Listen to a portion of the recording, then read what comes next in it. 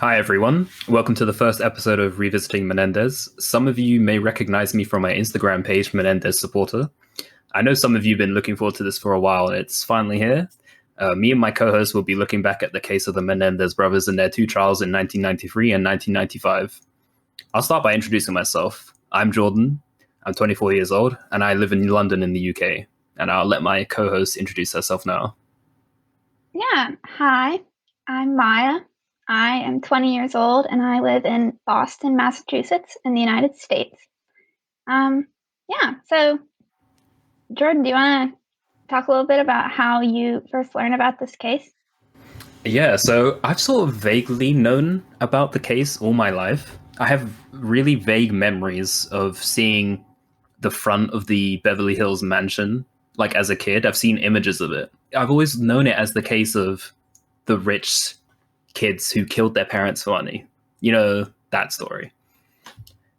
It was only in, I'd say, late 2019, roughly, where I saw, I think it was the ABC documentary Truth and Lies. I saw a clip of that on YouTube. And in the clip, it showed a portion of Eric's testimony where he reveals the molestation. And I remember being shocked by it because I had no clue that that was even a part of the story. So from there, I was interested. I wanted to learn more. I read Robert Rand's book on the case. And then the trial, actually, the first Menendez trial from 1993, was uploaded to Court TV online somewhere in, I want to say, mid 2020. I gave myself a little project of viewing the entire thing during lockdown in the UK, and I actually sat through the entire first trial. And I came to the conclusion that the brothers should have been convicted of no more than voluntary manslaughter. So that's sort of my history and background when it comes to this case. What about you, Maya? Yeah, I kind of had a similar introduction to the case actually.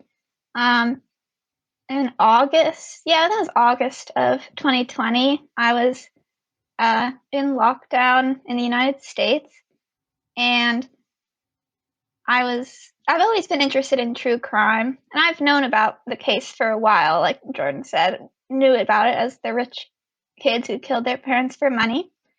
And I was watching BuzzFeed true crime videos, and I came across one about the brothers. And actually, the actual video didn't mention anything about abuse, but in the comments, people were saying, I can't believe this video didn't talk about the fact that they were sexually abused by their father. And I was like, what? So then I looked into it and found a video of their testimony, and I was shocked that I had never heard about this. And then I found the whole trial. That's how I got here. So Maya, do you want to speak a little bit about how we actually first got into contact? Yeah, so I was looking through the Twitter hashtag Menendez Brothers because had really started looking into the case and I was looking for someone to talk to about it.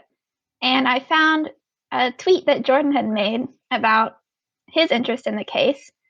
And so I reached out and we started talking.